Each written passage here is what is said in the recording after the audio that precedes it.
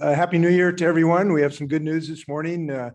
We received notice that we will receive individualized assistance to the victims of the flooding up north. We're very excited about that. We know people have gone through very difficult weeks, and we're appreciative of the administration, the president, honoring our request for individualized assistance. And we're going to do everything we can. People working, pulling together in Whatcom County and Skagit. We appreciated that, and the Lummi, McCaws.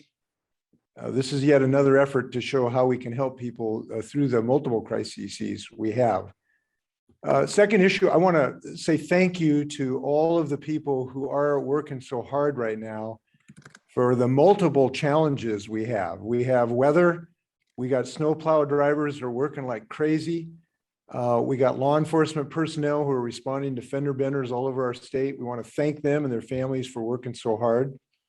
I want to thank the healthcare providers that are working overtime now with the emerging COVID increase in hospitalizations we have. Very appreciative of their efforts. Grocery store workers, a lot of people working hard right now, and I appreciate it, and I think Washingtonians do as well. So turning to the upcoming legislative session, I'm very excited about this. I'm very optimistic about it. It's a short session, but I believe it can be an extraordinary session. And the reason is we have extraordinary challenges of multiple crises in our state. And I believe we have the capability of responding to them with the boldness and action-oriented agenda that I think is necessary for our state. And so I'm going to be asking legislators to work real hard with diligence and speed to respond to these multiple challenges we have. I want to address I think one of the largest challenges that we have as a community today, and that is the threats to democracy that we are experiencing. It's January 6th.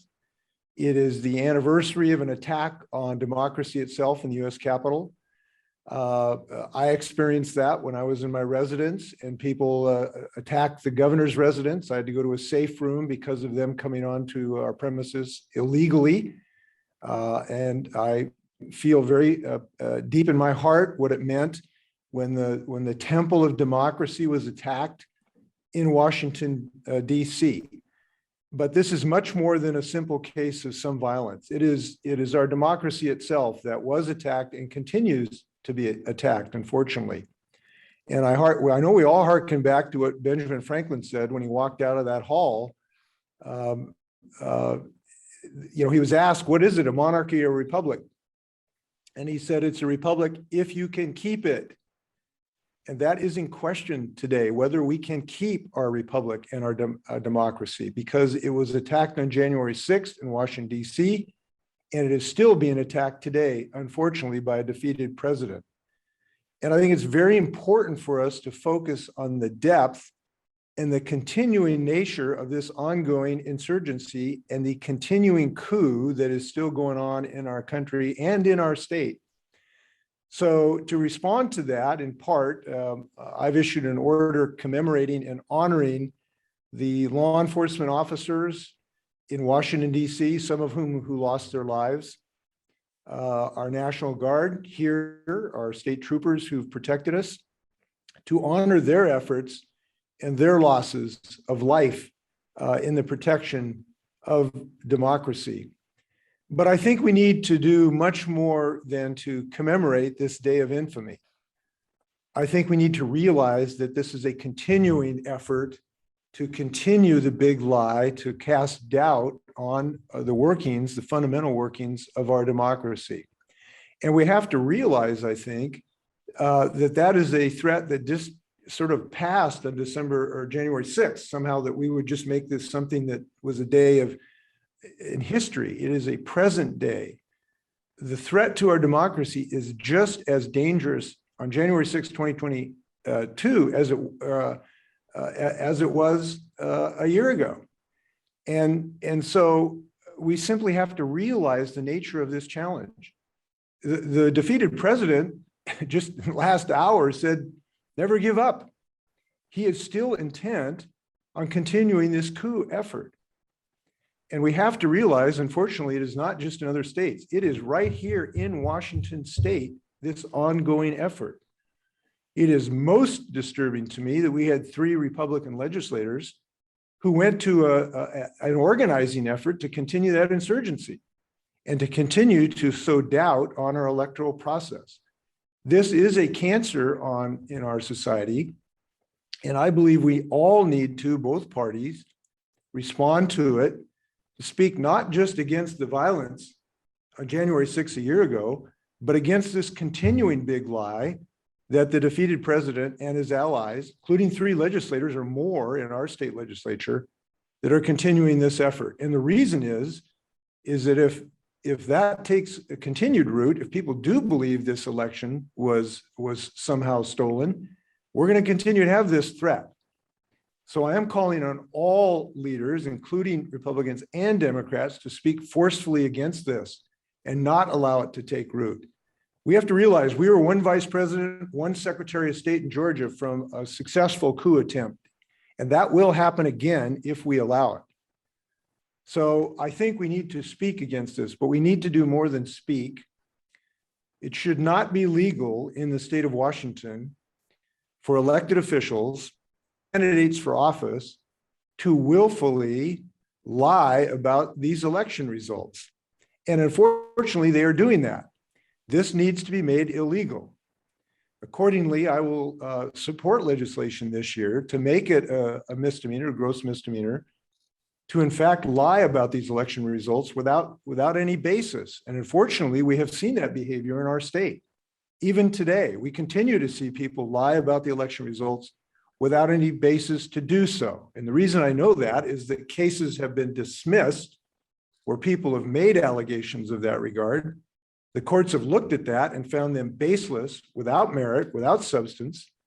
They've concluded they were lies. That needs to be illegal in our state. So I will be supporting legislation to make that strong statement in favor of democracy. Now, you may note that I'm a bit passionate about this subject. And the reason is that we have a lot of things we need to work on together. Homelessness, poverty, crime, climate change. These are all things we need to work on together.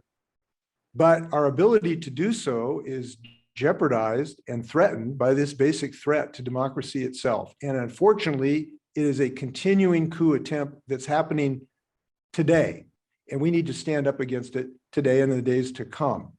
So I'm hopeful that more elected leaders will call out the defeated president's effort to confront him on this, to not allow their colleagues to be allied with him without forceful denunciation. Republican leaders need to denounce these 3 legislators from Washington who were part of this conspiracy, and they need to do so forcibly. And they need to do that today.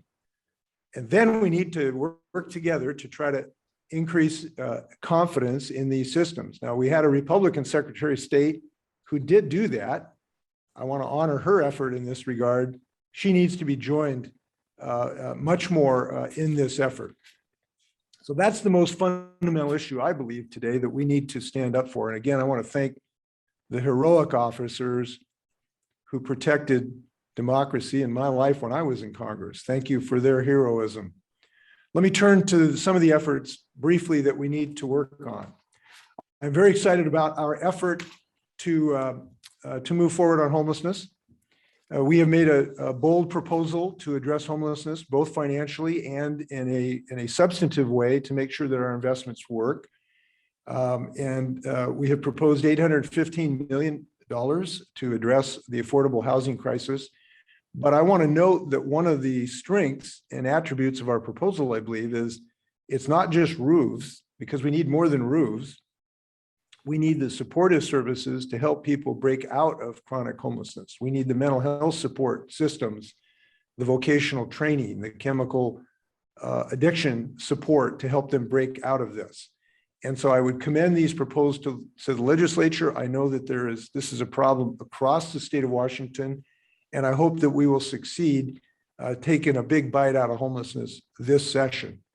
I am pleased that the legislators apparently have found a way to make refinements to the long-term care bill and to put on pause collection of revenues associated with that. There appears to be broad agreement about that. I would encourage them to act early in the session, as early as possible, which will help reduce some of the confusion about the existing statute that does require at the moment withholding of these wages. So I think if the legislatures can do that as soon as possible, it'll really, really help everyone. And I believe they will be successful in doing that. We are excited about our efforts against poverty. We know we have a long-term poverty issue, which is a chronic problem in our society based on inequities. And we've put $248 million in a host of issues that will help break the cycle of poverty, which we know reduces opportunity, is somewhat a reason for a crime, and choking off the possibilities of our youth. And I commend those proposals. We are continuing to work against the climate crisis. And the climate crisis is not an abstraction. It is something that I and every governor in the United States, almost on a weekly basis, have to deal with a climate crisis. I did so when I went and saw the town of Malden that would burn down in forest fires. I did that when I went to Nespelem and talked to the Colvilles, who've lost hundreds of thousands of acres of commercial timber because of the fires. I did it when I went to Methow and talked to the parents whose children couldn't go outside quite a number of days last summer because of the smoke from the fires. This is a health issue. It's an asthma issue for our children. In fact, the Metro is the place with the most dangerous air in the world. A day or two last year in the world was right here in the Evergreen State. And most recently, it was in the Nooksack.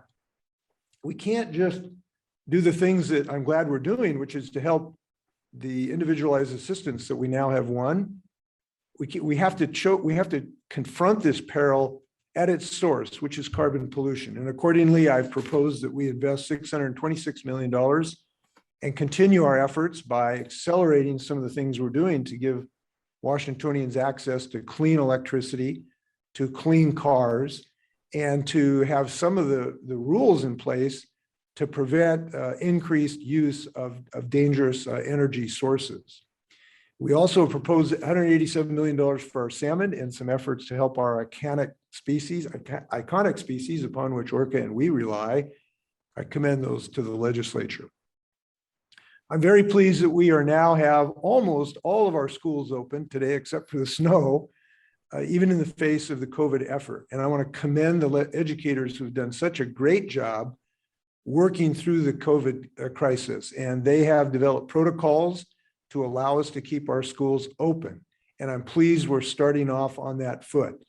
One of the reasons we have proposed an additional $900 million for our schools is to enable them to make sure that they can have the tools they need to stay open. And we are committed to that. It should be our expectation, I believe, to keep our schools open. And I want to thank everybody working so hard on this. As you know, we've made 800,000 test kits we've reserved. If we need additional test kits in our schools, we're making additional masks available to our schools. And I know everybody wants to keep both our kids in school and as safe as humanly possible. So I'm glad we're making progress on that. I'm looking forward to some improvements in our laws involving criminal justice. I believe we will be successful refining some of the police accountability laws. We now have had some experience with them, and we found at least a couple things that I believe will be successful improving on the probable cause issues when we can actually have officers intervene, and also particularly on those who are dealing with mental health crises. And I'm encouraged by what I'm hearing talking to legislators about our ability to move forward on that. We also, importantly, I think there's one item I hope legislators will approve, and that is increases in the number of officers that we can have on the street safely trained by increasing the criminal justice training budget. So we can increase by 43% the number of officers that can get training. We need officers on the street. We need them properly trained. I hope legislators will adopt that budget proposal so that we can have well-trained, appropriately funded officers as part of our criminal justice effort. Transportation, I've proposed a large supplemental budget of $1 billion in resources for our transportation budget. I'm encouraged by that. I'm encouraged from what I'm hearing from leadership that they want to, as part of that, make that a green transportation budget, including a clean fuel standard, and making investments in some of the electrification efforts of our transportation system so that it will be greener as well. I do want to note that I'm very open to legislators' more ambitious efforts. If they have some ideas to have even a larger transportation budget that would allow more capital projects to be initiated, I encourage that. I'm open to those ideas. Certainly, we know we need a bridge across the Columbia River on I-5, and I'm encouraging them to continue their work on that. I know that they have continuing discussions in that regard. So there's a quick rundown of some of the exciting things that I think we can tackle in this short session. And I'm pleased legislators have found a way to operate successfully during the COVID pandemic. And I'm going to look forward to success again.